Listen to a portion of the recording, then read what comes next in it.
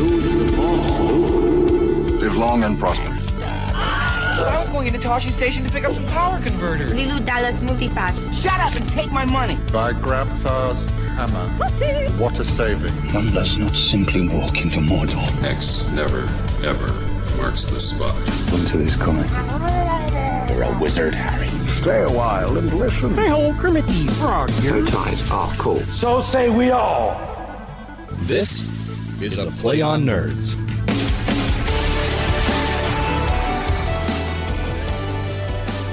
Welcome, ladies, gentlemen, boys and girls of all ages, to a Play on Nerds episode 195. I'm Steve. And I'm Jarman. And boy, do we have a very special episode for you this week. Joining us later in the show, from the co-creators of the Blair Witch Project and the producers of Game of Thrones and Lord of the Rings, comes a new fantasy world, the Emerald Anvil. We'll be joined by executive creative director Gregg Hale and actor-performers Gretchen Lodge and Chris Osborn as we discuss Black Velvet Fairies, a fantasy fiction podcast surrounding the journey of a woman unraveling the mystery of her strange inheritance. And if you're just here for that, don't forget, in the comments, you can skip straight to the time code for it. That's right. Or you can stay and party with us. And I'm really excited because, first of all, this thing covers the paranormal. It covers fairies and folklore. It has real people who talk about paranormal stuff on their show, but it's also an audio drama. And I love audio dramas and audio engineering and all that stuff and voice acting. So it kind of fits into all the little nerdy and paranormal and acting boxes that Steve and I both And we are so love. happy to have him here, but more of that later. But for now, Jarman, what have you been up to since the last time we chatted? Did you go to like Scotland again or something? Or Not so much. It turns out when you leave for 16 days somewhere, you come back, there's a lot of work to do. So a lot of audiobooks and a lot of homes.com narration. Go to homes.com and check out neighborhoods. You hear my voice and thousands of videos at this point. I think over 1,000 now. It might be. It's ridiculous. whoa. But yeah, and YouTube videos.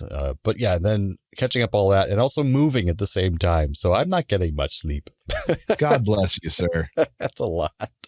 What have you been up to, sir? We did the cross country last year, and I would wish that on no one. It's a lot. Well, since last time we went to Steel City Comic-Con Nice. here in Pittsburgh.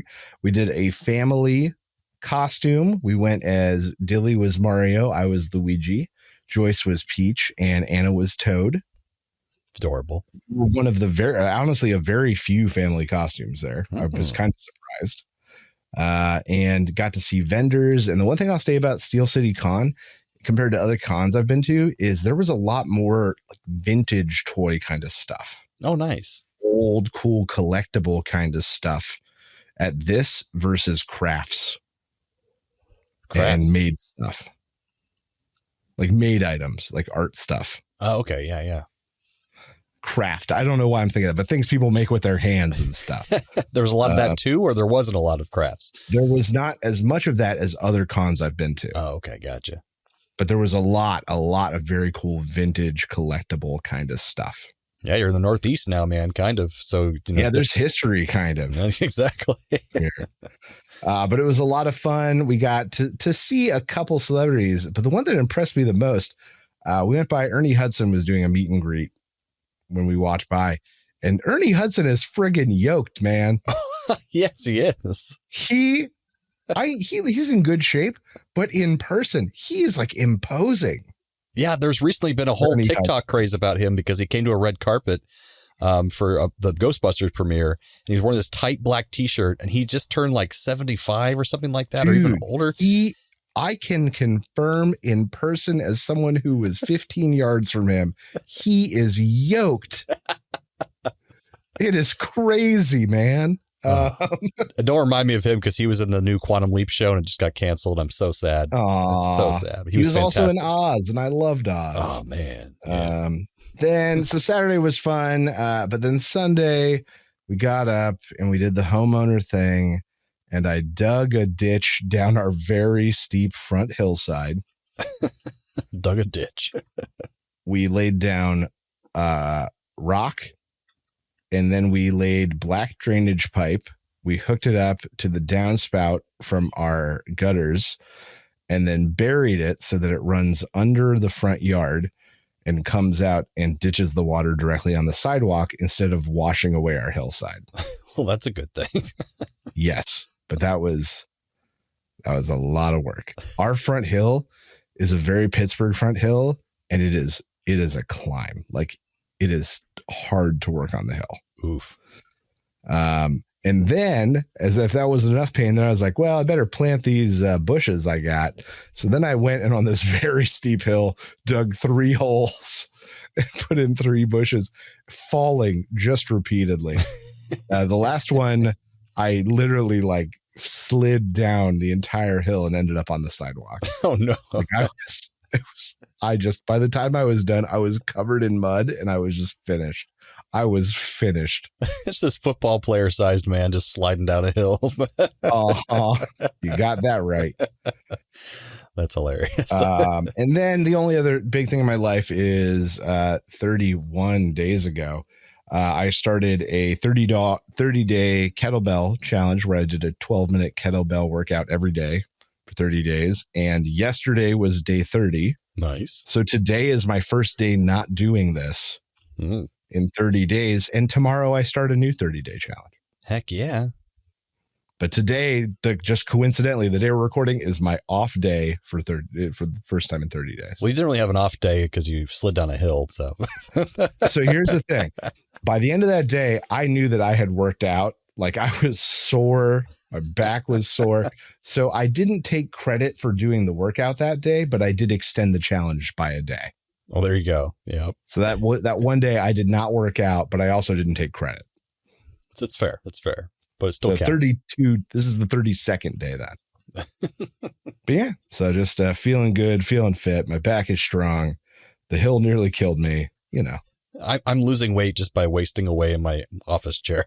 I think I'm turning into a skeleton. It's just, you got to eat, boy. I'm just turning dusty and old and cranky.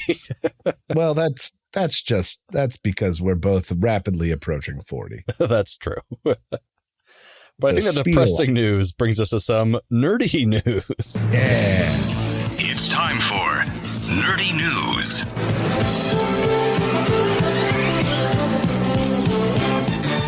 All right, so this week my story is called I Like My Theories Like I Like My Coffee, Filtered. So there's a new study that was titled, Is Artificial Intelligence the Great Filter That Makes Advanced Technical Civilizations Rare in the Universe? And this is by a guy called Michael Garrett from the Department of Physics and Astronomy at the University of Manchester, and he's from England, so it has to be true. And he warns that the rapid development of artificial intelligence into a super artificial intelligence, or artificial superintelligence, ASI as they apparently call it, may be the great filter that has stunted the growth of advanced technical civilizations across the universe. And that's why we haven't detected any of them.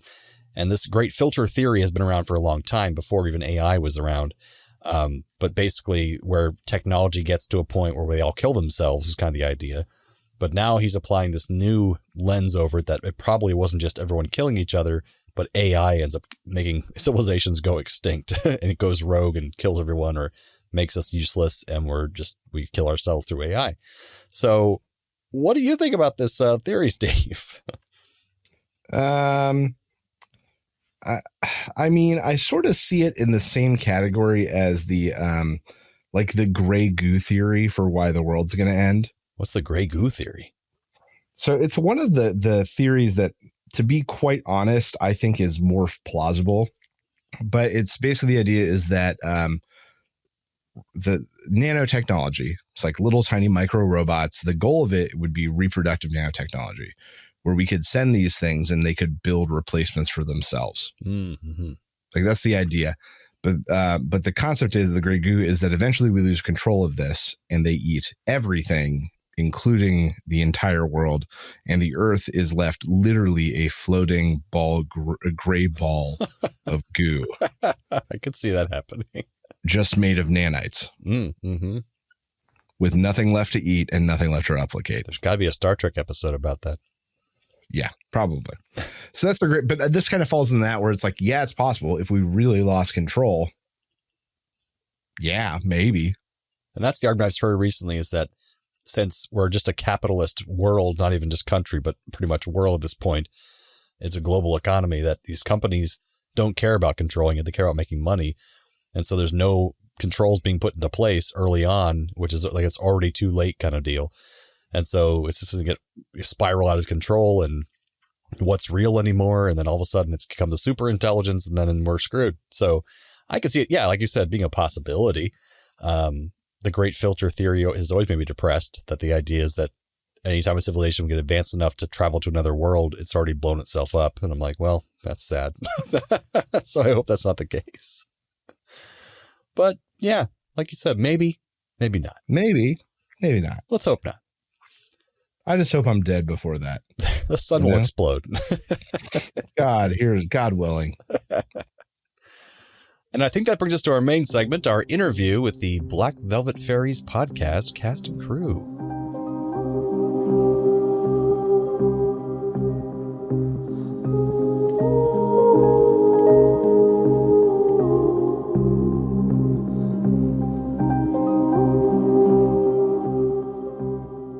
That's right. We're being joined by Executive Creative Director Gregg Hale and actor performers Gretchen Lodge and Chris Osborn as we discuss Black Velvet Fairies, a fantasy fiction podcast set in the world of the Emerald Anvil, surrounding the journey of a woman unraveling the mystery of her strange inheritance. And we are so excited to have them here. Welcome, everyone. Hey, thanks for having us on. Yeah, thanks for having us. Absolutely.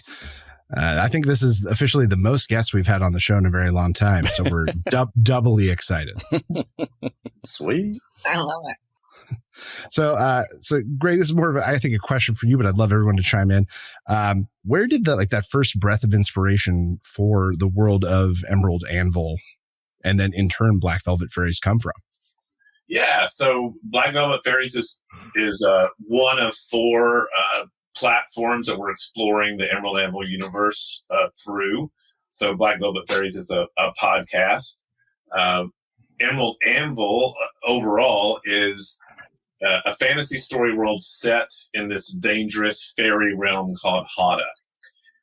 So we're going to be telling four standalone but interconnected stories. Black Velvet Fairies is one of those. It's kind of an earthly kind of prequel in a way to the novel. The novel starts on Earth, ends up on Hada. We're doing a board game, which we also kind of have a real meta backstory to it, where we're presenting the board game called Glim, which actually kickstarts on the 23rd, which that might be past when the podcast actually airs. Glim is the board game, and it's supposed to be an artifact from Hada itself. So it's something that humans saw the fairies, which they call themselves Hadin, saw them playing, over the decades, centuries of interaction, and then humans brought it to Earth and modified it so it kind of became a learn about Hada game. And then we're doing a big interactive NFT storytelling activation called Battle for Hada that is going to start either in June or July. We're not sure yet, but that is really going to literally give people a chance to buy a piece of the canon story world, and then through interactive storytelling on Discord, actually help build some of the canon backstory to the novel. So the kids in the novel are only aware of four dominions, four of the fairy kingdoms. This is a super long No, it's fine. I love this. to your question, I don't know. I forgot what the damn question was. Well, no, I was wondering about that NFT thing. It almost sounded like, in my mind, I was imagining like you're buying cards, almost Magic the Gathering style, of these different fairy warriors that you could gather and collect, and then online. So how does that work exactly? What does that mean? Well, we're actually doing it more like Risk. The game. The board. Yes. Yeah, I've lost friends over Risk. Go on. Yes. You know what? Every time I have brought Risk up, somebody always says, "Yeah, I broke up with a boyfriend over Risk." Imagine Risk, but instead of 42 countries, you've got 9,000 hexes. So you've got this. We're taking a portion of the map of Hada. We're dividing that into 9,000 hexes. and you can buy one of those hexes. And then the hex there's like 14 different biomes, 14 different, environmental settings that it could be. We've got 14 different attributes, which determine how much glim that hex has. Glim is like the magic power, the mysterious power that the Hadim use to make their wings and to make these blades of light. It's kind of what makes all the stuff that humans see magic on Hada actually comes from this power called glim. So in the NFT game, your power is going to be expressed in glim. And then on the storytelling side, we're going to use that glim to determine how much influence you have as a voting member of one of 36 dominions that you can choose to partake in. And actually, which dominion you choose to buy a piece of actually determines the size and the strength of that dominion. So the NFT game is literally going to build the beginning map of the canon story world and generate stories that we're going to put out in a gazetter to people. Follow-up question. If I buy a hex, am I allowed to call myself Lord on government paperwork? Absolutely. Okay. All right. We've already worked that out. We've already worked that out with the IRS. Then you don't have to pay taxes. Oh, sweet. I guess that's the joy of fantasy property. Exactly. I think you actually took a way to make NFT understandable and actually interesting and something tangible, as opposed to what we've known it to be so far. Because that sounds actually fun and interesting. Yeah, it's been. We have a great NFT partner. They're a company called OwnerFi, and they are like old school from the very beginning NFT that have always been kind of like horrified at what NFTs were doing. Yeah. They were like, oh yeah, NFTs can really be like this tangible thing that you can, use in entertainment or, use in literature or use in commerce in like these really very real, tangible ways. So for it to turn into like, $1 million for a JPEG of a monkey face was like kind of horrifying. And I think the market is kind of correcting from that. I mean, there's still a lot of people who would be considered NFT native who really kind of just look at everything as like a transactional trading kind of thing, which is fine. But what we're trying to do is actually not sell NFTs, because we're actually thinking that the first mint that we do is going to be free. We're thinking that we're going to mint 1,000 NFTs for free for fantasy fans, because what we're trying to do is like, we don't want to put things out there to like gain value. If it does, awesome, right? Nobody's going to complain about making money, but we're not doing it as like an investment thing. We're doing it as a way of you participating potentially forever, like in success. If we're making 9 novels and we're doing this for 20 years, this would be, you would own this hex, you would own this piece of the story world forever. And we would be trying to always have interactivity, connectivity between what we're doing on the storytelling side and what you would be doing as an owner of one of the NFTs. So we're going to try to, like you just said, which is so heartening that you said that it sounds like a cool use of NFT that is understandable. That's what we're hoping to do, is like put this in front of fantasy fans, in front of nerds, in front of people who are like motivated by the story and by the cool aspect of being involved in this canon story world, and go from there, right? Instead of selling it to people who just think that they'll be able to turn around and make a profit on it. Yeah, it's a way of contributing with also being involved with the story, which is pretty cool. Yeah, those Aragon NFTs did not pay off, I can tell you. Aragon. Someone who's been swindled by other fantasy NFTs. And so from the performance aspect, for our performers here, I know I've done some audio dramas myself in the voice acting world. I listen to audio dramas, and I barely done any on-camera stuff. So I can imagine going from on-camera work to doing an audio drama I'm sure you've done some voiceover work as well, but how much of a difference is that kind of translating from on-camera to doing this kind of audio drama stuff?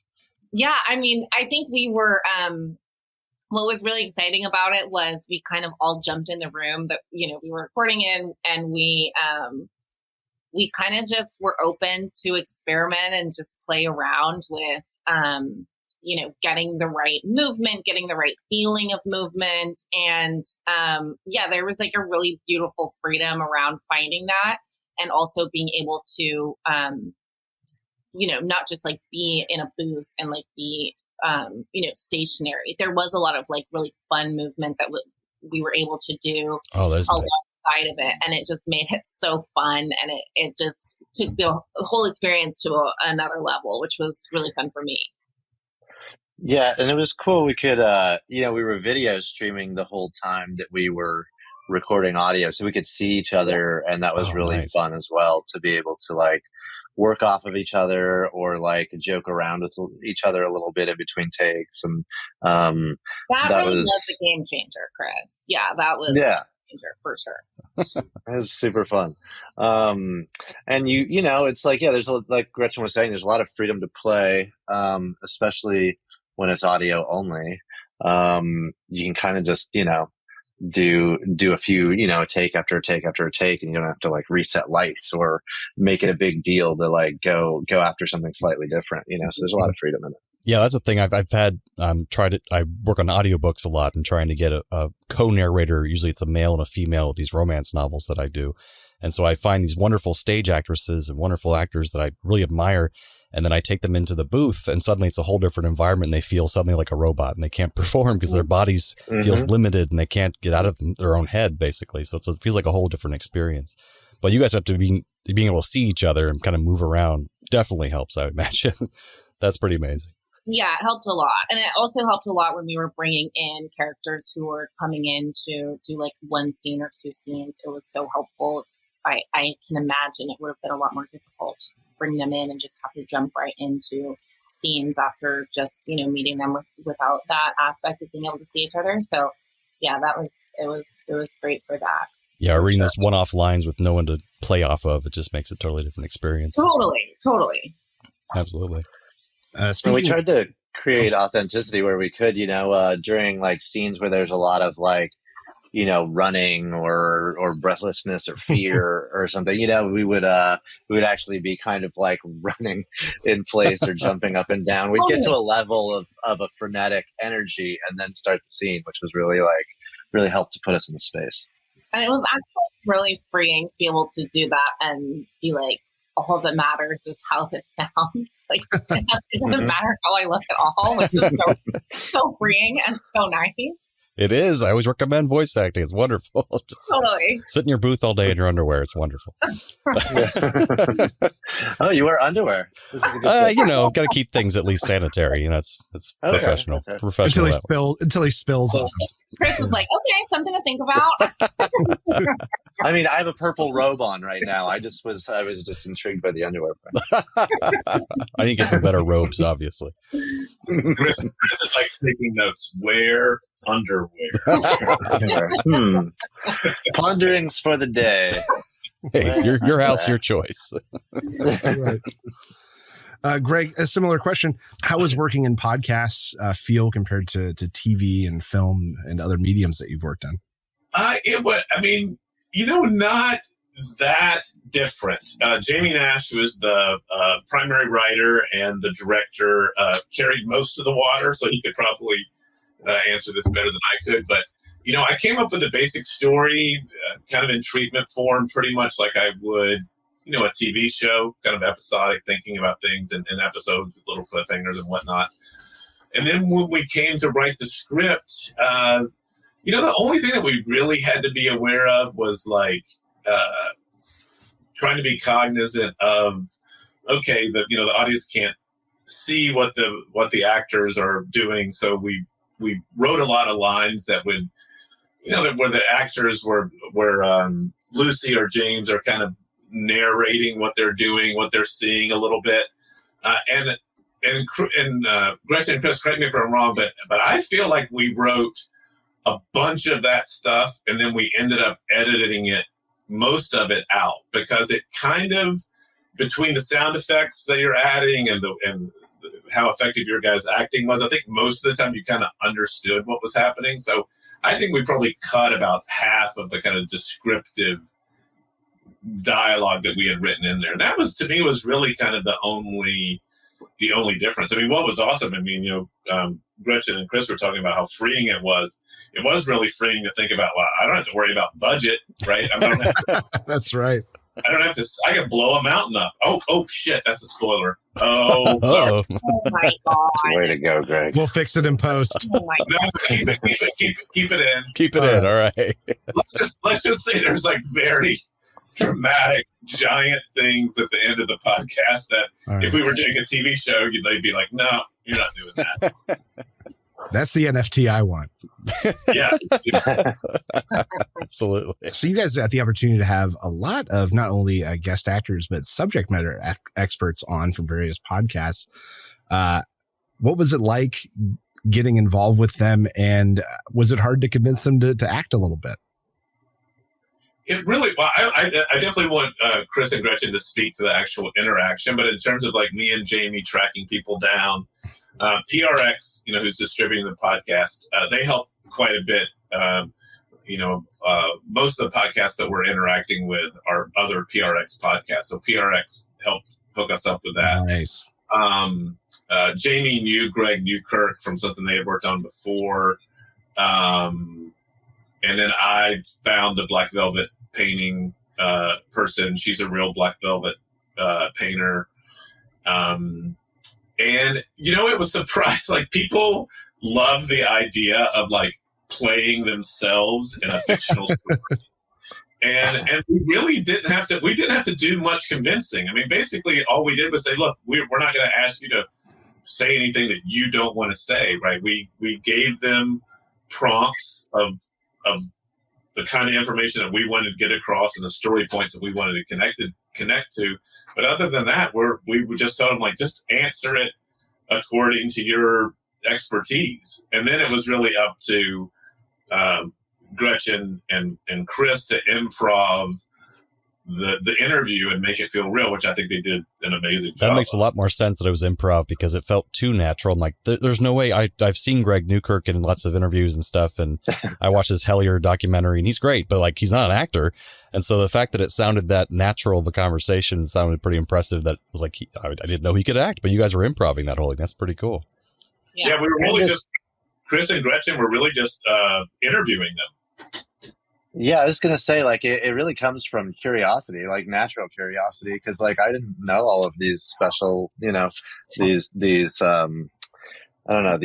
knowledgeable minds before. So I'm, like, trying to actually glean some knowledge from them.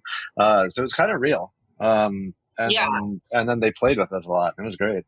Yeah, they definitely did. I mean, obviously, once we found out who was going to be on with us, and it was really fun researching them, and all of them have incredible platforms already and are really well regarded, like, in their fields. And so it was, I think Chris and I both felt like, oh my God, like, when else are we going to get this opportunity to, like, ask them these questions? And so I think most of the time we kept it pretty, subject specific to the podcast we were working on, but we might have snuck in a few other questions that were just like personal questions. We were like, okay, I need to know this.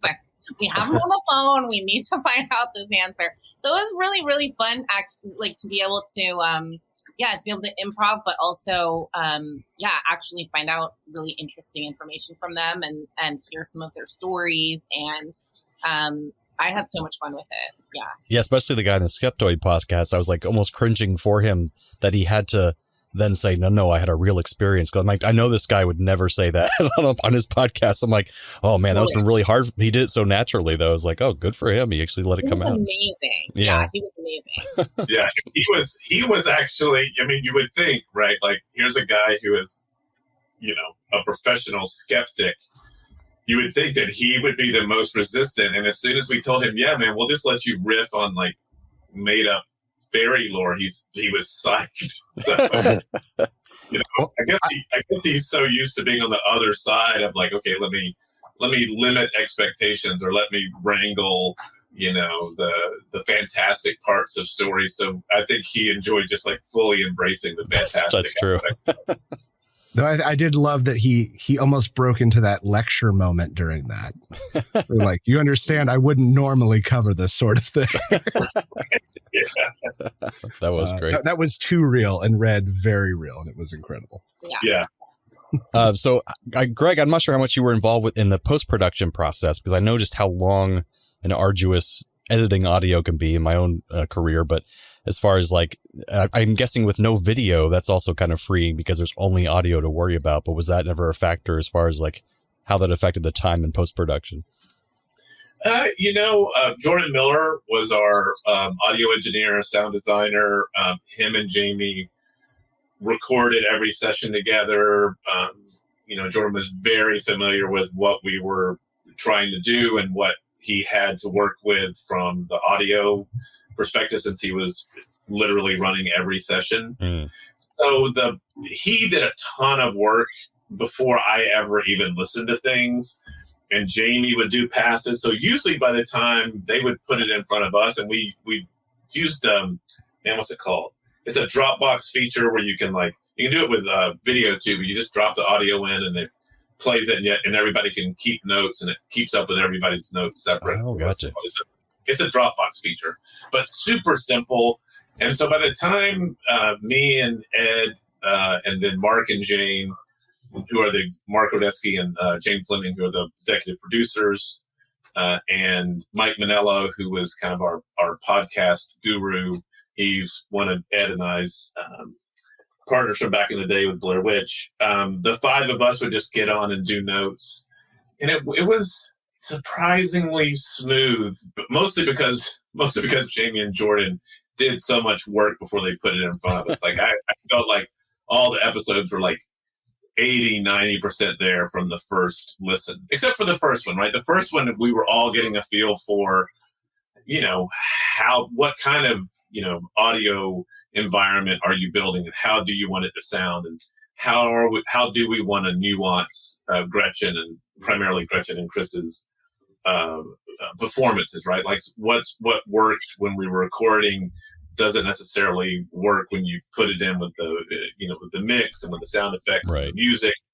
But it wasn't too bad. And again, so relative compared to a picture change, which you have very little options for unless you're going to reshoot. We did do a thing where we did one pass of notes that we would call our re-record pass.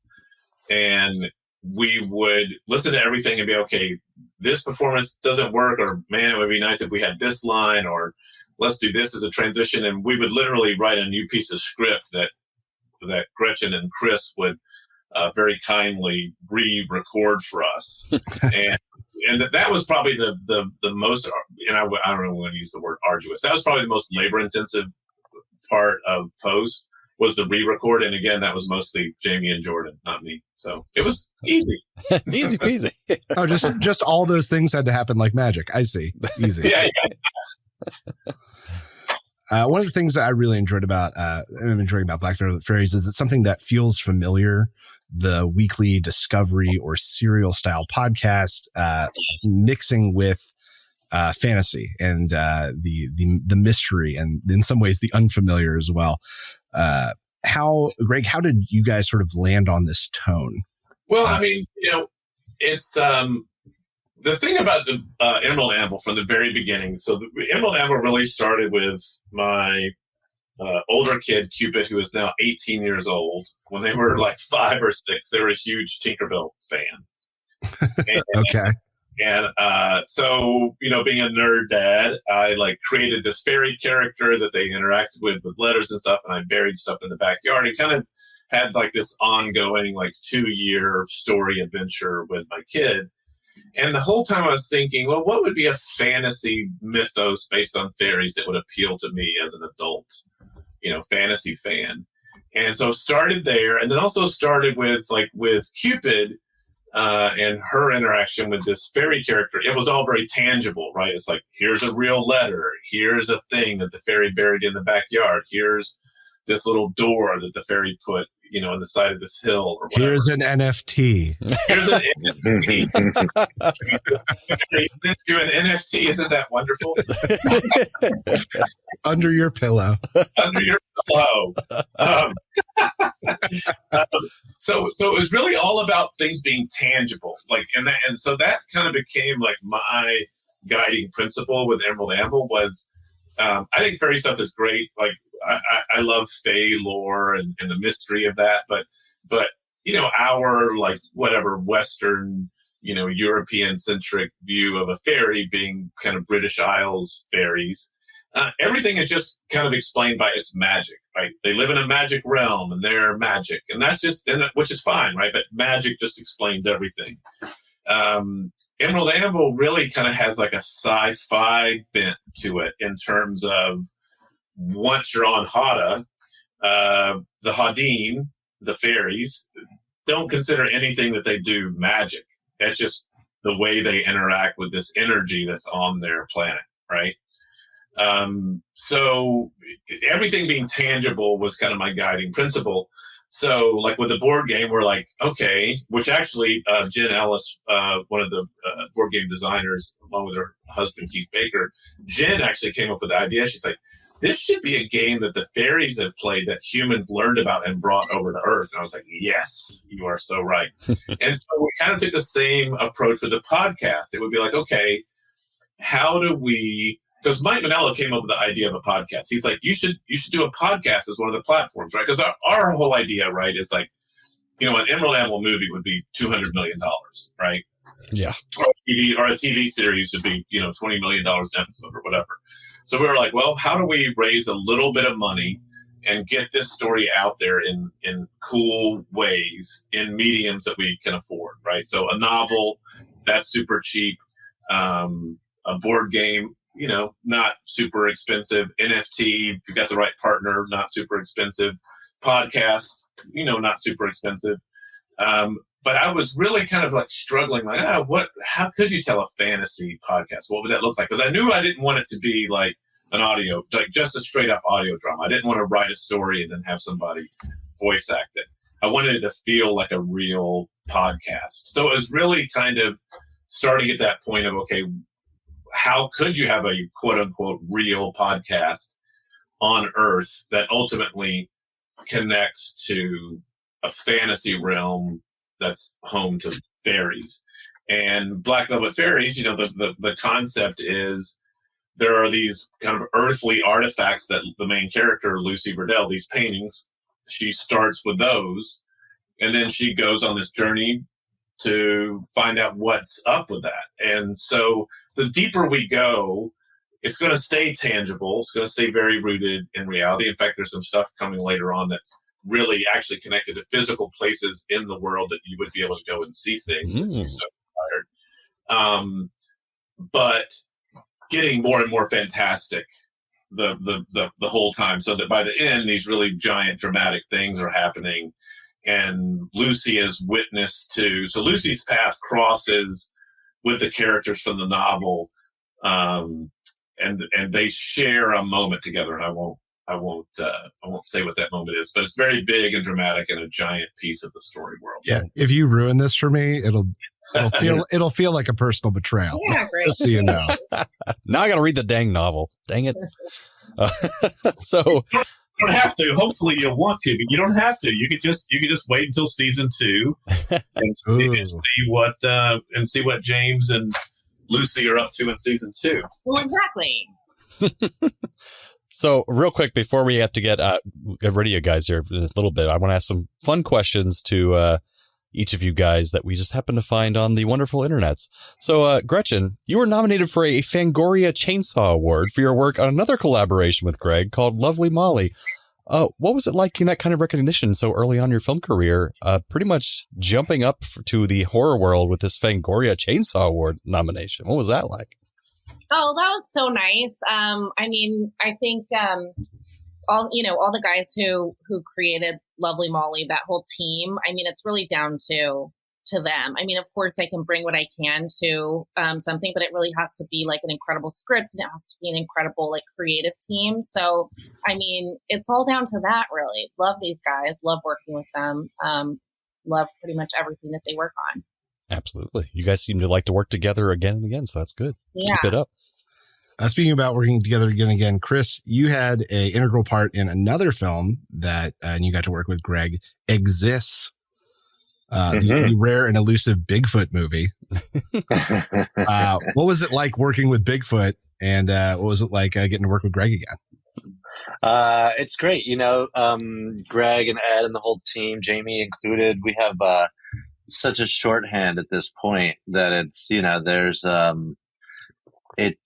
in some projects you go in and you're nervous about like whether it's going to work, whether you're going to pull it off. And this is very much like a film family that we've developed over the years. And it's kind of like there's a little bit more of a pitch and catch going on, and it's a very supportive way to work. So we're just coming up with ideas and playing with stuff and actively manipulating things until it feels authentic or, different in a different direction. So it's really, working with Greg and Jamie again was so, I don't know, felt very natural. And Bigfoot, of course. And Bigfoot. Yeah, what was it like being Bigfoot, Chris? That's what we really want. Bigfoot is a pain in the ass to work with, man. I imagine. Like too many jump scares. I'm like, bro, just take it easy on me for a second. All right, I'm just going to the bathroom here. Oh, God. And smoking all those cigars. What a yeah. Bigfoot, he's smoking cigars. He has a gambling problem. He really does. He's got to get his life under control, or he's going to go extinct. That's all. Yeah, for real. I'm not here to judge, but and Greg, I hear that you used to be a D&D player a little bit. So I want to ask, what is your go-to character that you like to create? Oh, wow. You know what? I still play every now and then. Actually, Keith Baker, who was one of the game designers of Glim, he created Eberron. He created the Eberron. Whoa, nice setting. Yeah, so he's like a D&D rock star. He actually they just flew him over to Scotland or something, and he did like D&D in a castle where he's gets paid to go play Dungeons and Dragons in a castle. It's like, oh my gosh, okay, that's not a bad gig. And he was doing a tournament, and he wanted to play test his tournament module that he had done, and I played a ranger. Nice.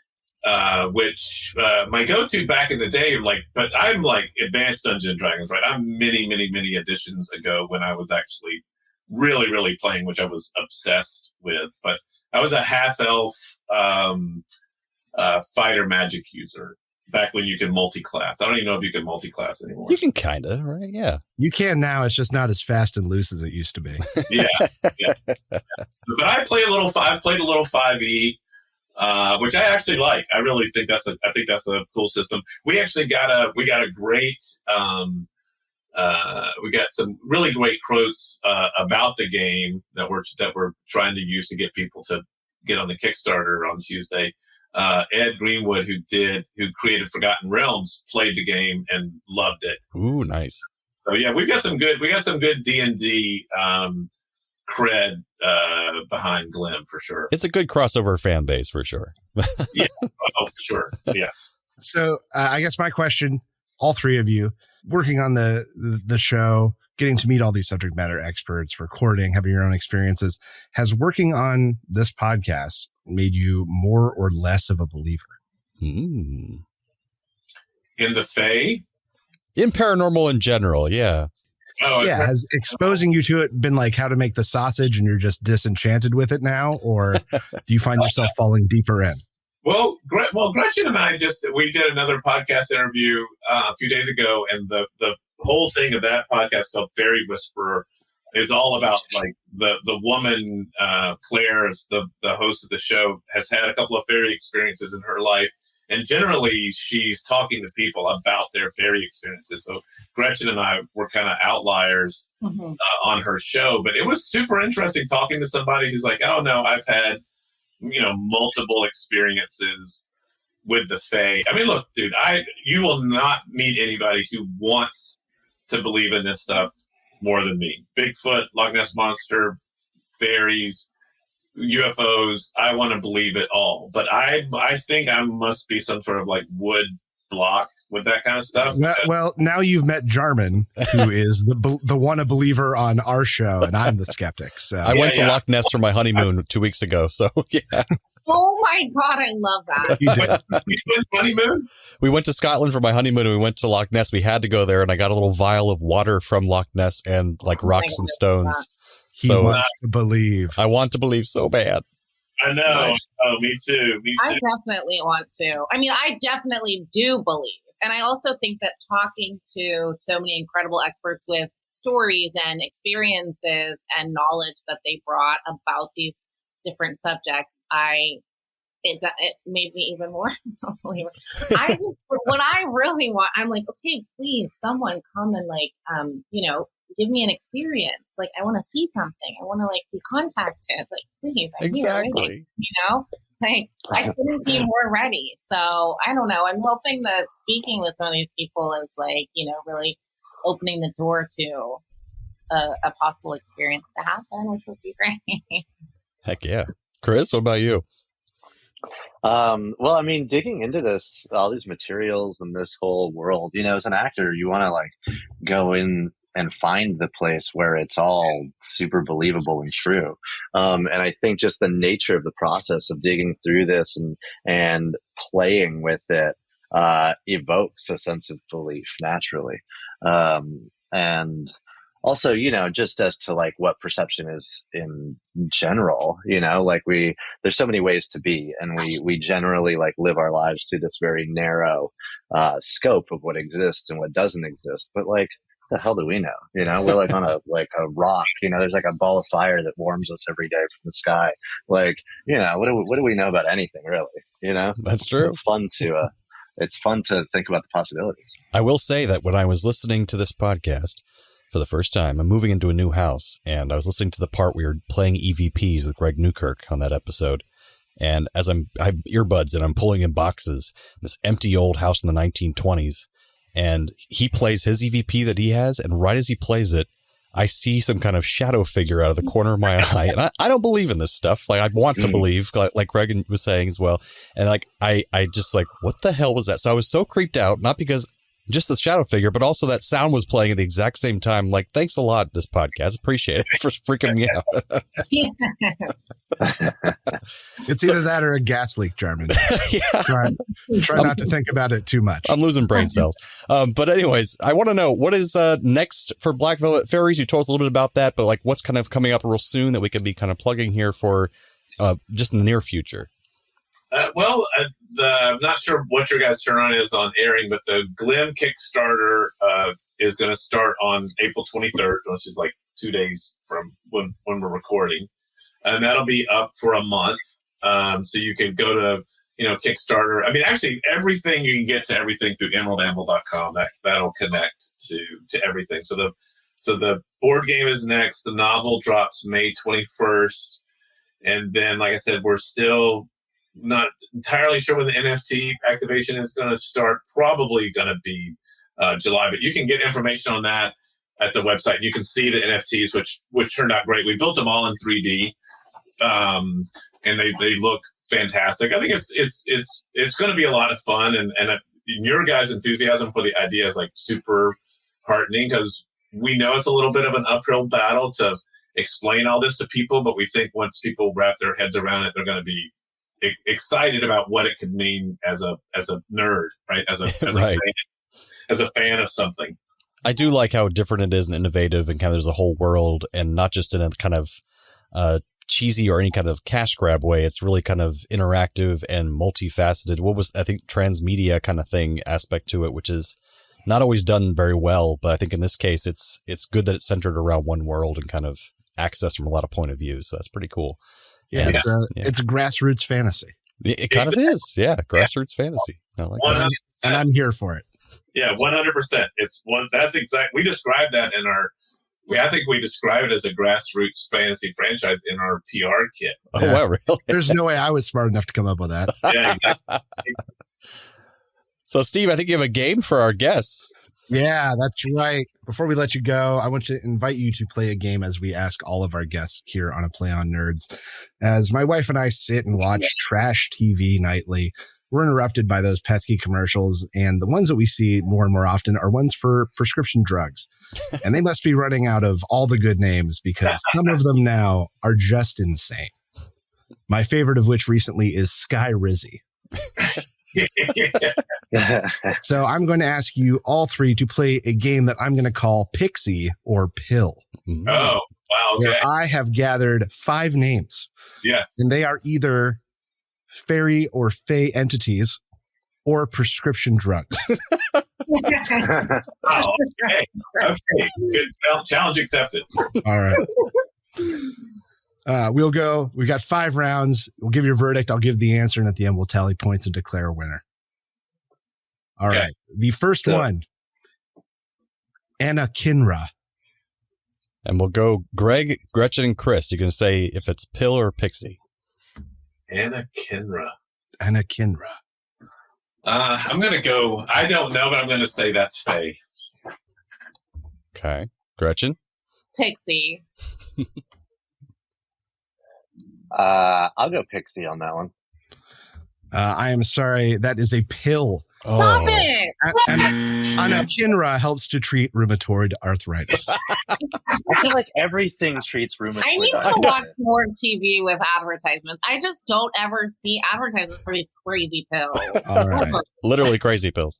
Well, you all lost it, but now you all have a taste for the game and hopefully a taste for blood. All right. The next one, Farragonda.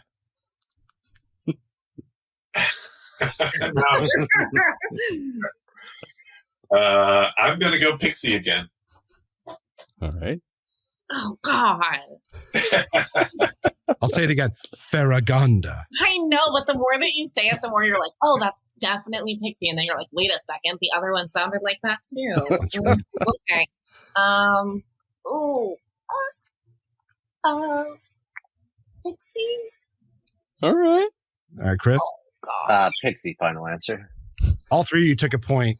Farragonda is from the Nickelodeon animated series Winx Club, Okay, I see. which has 8 seasons and was far more widely popular than I realized before researching this episode. Okay. Okay, good to know. All right. Actigal. That's got to be a pill. That's what you think, Greg. Oh, Actigal. I'm just going with my gut. I'm going pill, too. I'll third that on pill. All 3 of you pick up another point. Actigal is a gallbladder medication. See? Going with that gut, just like Gio. Oh my gosh. Yeah. That's right. All right. We got 2 left. More chances for points. Monorus. Ooh. I'm gonna go pill on that one too. I'm going pill. I love the confidence. I'm gonna go Pixie on that one. Ah, Chris. And Chris picks up the point. Monorus is a fairy character from the anime and toy line Bakugan. Wow. Okay. Whatever that is. So That's Chris right. is getting points because he's over here watching cartoons. Cool. This is how my life works. All right. We're down to our last one. Chris is ahead by 1 point right now. He could take it all home. All right. The final one. Emend. Emend? Emend. EMEND? You nailed it. Got it. Oh my gosh. Okay, that seems so pill that I'm gonna say Pixie. Oh God, I wish I was the first person. I don't like being like swayed by hearing your voice, Greg. It sounds so convincing. I'm like, oh, I don't know. Pixie. No. Yes. I'm gonna go with pill. God, Chris. And Chris picks up the win. Oh my Emend Oh, is an anti-nausea and anti-vomit medication. God. man. Finishes with 4 points to 2 Way to for go, Greg and Greg. Gretchen. Everyone, good game. Yay. Good game. Everyone gave it their all. All right. I needed that, guys. You have no idea. Well, thank you again for joining us. It is so surreal listening to you all on my commute and now having you here on my podcast. I've got to say. Oh, cool. Thanks Thanks for having us. Thank you so much for having us. And remember, rate and review. That's what I keep getting told over and over again. It's like, make everybody rate and review. So listen to Black Velvet Fairies and rate and review. That's right. Rate, review, hit that subscribe button, leave them stars, whatever platform you listen to them on. Check it out. Black Velvet Fairies, the Emerald Anvil, and these fine creative people. Thank you again, guys. Yeah, thank you guys. Thank you.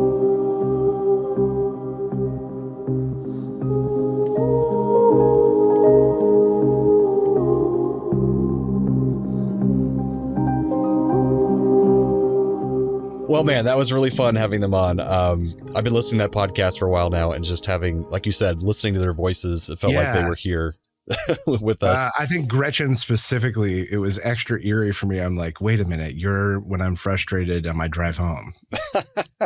You're there. And she does sound like a lot of the same kind of mannerisms as her character, because it felt like it was talking to Lucy. Yes, basically. Absolutely. Yeah. I think that speaks a testimony to the level of relaxed and almost realism they've been able to put into the podcast. Yeah, and that same kind of easygoing feeling that Chris has as well. Same thing in his character, kind of like, okay, calm down, Lucy. Everything's going to be all right. He has that kind of chill vibe to him as well. Except for when the competition arose, and then Chris rose ahead. And then he kicks some ass. That's right, Chris. Good job. And we can tell that Greg is definitely a fellow nerd like us, and he's passionate about this stuff in like the best kind of nerdy way, which I felt was really cool. Yeah, him talking about creating like a whole fantasy character for his daughter. Yeah, and I'm kind of jealous that he knows the people that like have made literal content for Dungeons and Dragons, because I kind of want that now. Well, now I'm even further incentivized to check out Glim. That's true. The board game. Yeah, because we're freaking gamers. That'd be awesome. It'd be fun. I mean, we are their demographic. If anything, this was a very convincing ad campaign for me. I know they kind of had it too easy. Like, I love paranormal and nerdy stuff, and you love, like, you're a super DM into games, Dungeons and Dragons and things. Like, this is it was too perfect. Yeah, we are their ideal audience. I get it. So yeah, thanks again for coming on the podcast, and I hope you guys enjoyed the interview.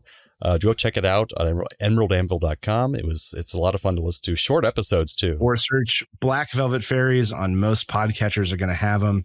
But otherwise, I'm excited to see what comes next from the Emerald Anvil. Yeah, and the lore and the mystery. It's pretty cool. All right. So now that takes us to some radical recommends. I recommend. If you have the means, I highly recommend picking one up. What do you recommend I do? I recommend Pleasant. So I haven't had a lot of time to consume much content or do any new things that might provide recommendations. But there's one thing I always make time for, and that's new Star Trek. And the final and new season of Discovery, Star Trek Discovery, is now out on Paramount Plus. Not the whole thing, but they're releasing episodes one by one. I think about 3 or 4 episodes are out now.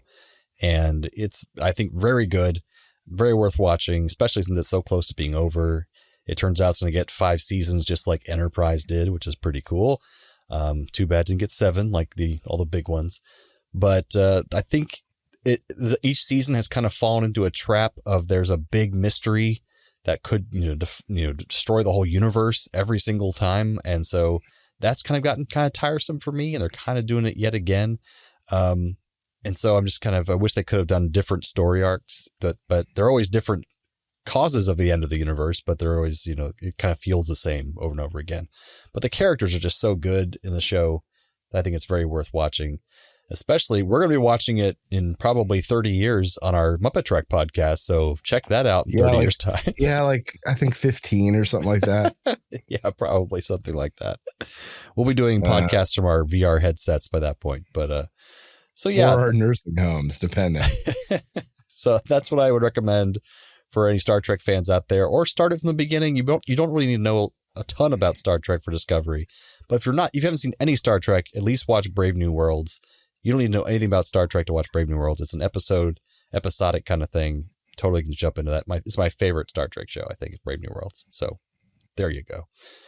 But yeah, Steve, I don't think you've seen any Discovery, so I think we could probably move on from that. I watched some of season 1. Oh, did you now? Okay. I think I watched maybe half of season 1. It definitely helps from having already seen everything leading up to that, because they make so many references in Discovery.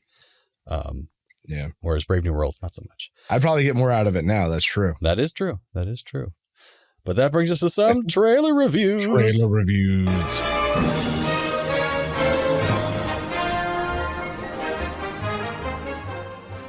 This week, I have chosen the trailer for, I guess it's being called Beetlejuice. Yeah, I didn't realize that either until I watched the trailer. That's interesting.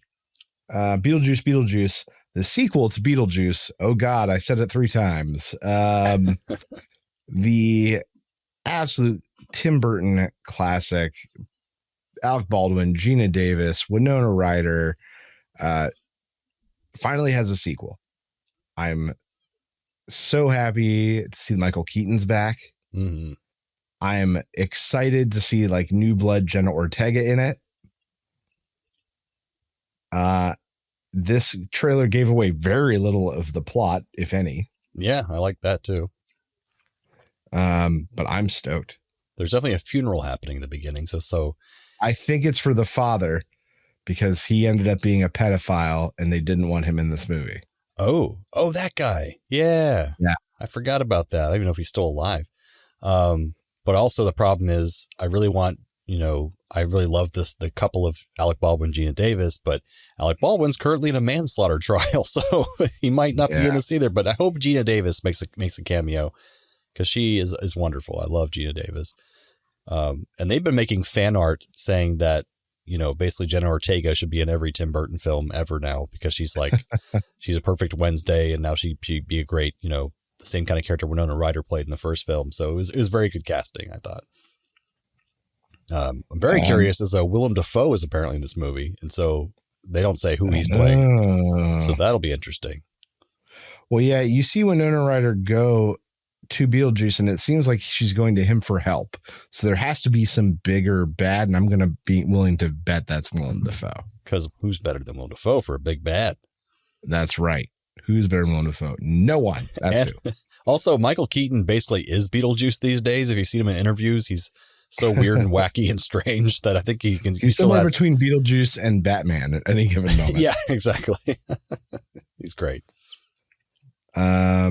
So I'm going to give this one, Raul Julia has come home from a long day at work and he walks inside the door and he goes through his little ritual. He puts his keys in the dish, kicks off his work shoes. He puts on his loafers, takes off his tie and hangs it on a hook on a wall. He walks into the den after having grabbed a nice cold beer, looking for his chair. And Gary Busey has replaced the entire den with a miniature of a rural town. And Gary, what did we talk about, Gary? It's like, I like feeling big, Raul. Raul just put my chair back. And he goes and lays down and finishes his beer. But Gary, that's actually pretty profound. I understand that you like feeling big. That's why he didn't fight him on it. Yeah, he got it. He understands. But he was still tired and still wanted to have his beer and sit down. And I'm going to rate this trailer. Gary Busey and Raul Julia are fighting in the kitchen as they usually do over a mess that Gary's made. And a young Jenna Ortega runs in the house and just yells over towards Gary Busey, Busey juice, Busey juice, Busey juice. And suddenly he just poofs out of existence. And she's like, you've been living with that guy for all this time? And he's like, yes, why? It's like, he's from the underworld. Didn't you know? And for those who might be just joining us for the first time, since we have, some guests in this at our little, maybe above our pay grade, these ratings make no sense. We used to rate trailers with 5 stars. We don't care.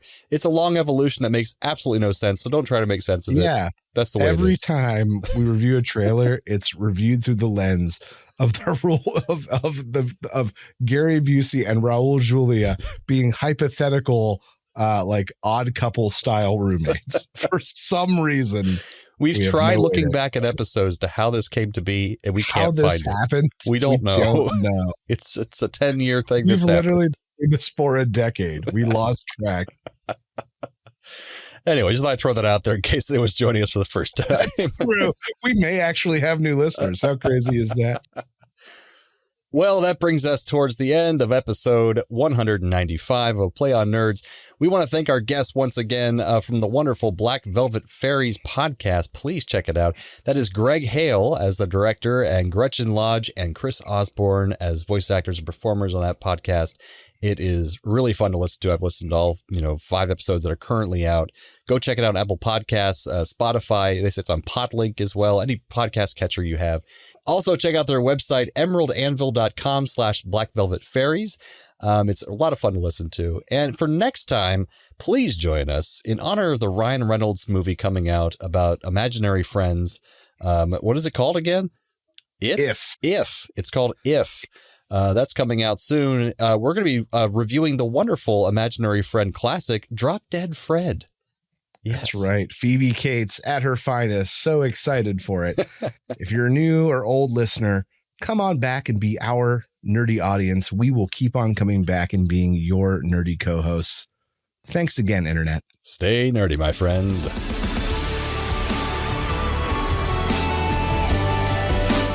Thanks for listening to A Play on Nerds. Feel free to email feedback at aplayonnerds.com with all your questions or comments. Shoot us a message on Facebook or Twitter and earn yourself a sweet shout out on the show. Review us on YouTube, Spotify, or Apple Podcasts so even more nerds can find us. Tell your friends, tell your enemies, we aren't picky. Check out our entire back catalog and other offerings at aplayonnerds.com. And how?